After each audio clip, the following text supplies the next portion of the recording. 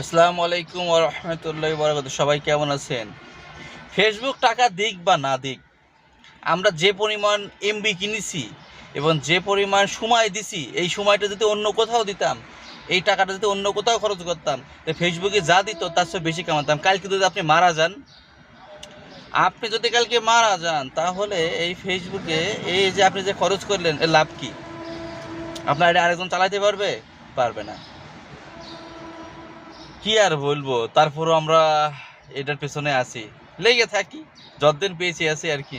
সময় মানে এই ফেসবুকে ভিডিও করা, যেদিনকে থেকে পেজ চালানো শুরু করতে সেদিনকে থেকে তো পরের ভিডিও দেখা আর কমেন্ট করা, লাইক করা, এই আর কোনো কাজ নেই। নিজের কোনো একটা শখ করে যে একটা ভিডিও দেখবো, তারও কোনো উপায় নেই।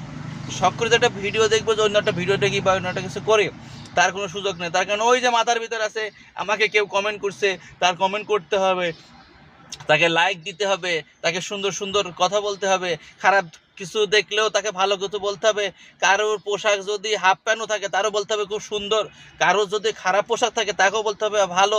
আমি একটা ইসলামিক লোক, আমার দাড়ি টুপি আছে, একটা খারাপ ভিডিও দেখলেও আমাকে বলতে হয় যে খুব ভালো, নাইস ভিডিও। আয় রে, আমরা কীটা একটা অবস্থার ভিতরে আছি, জানি না আল্লাহ কোন জায়গায় রাখবে।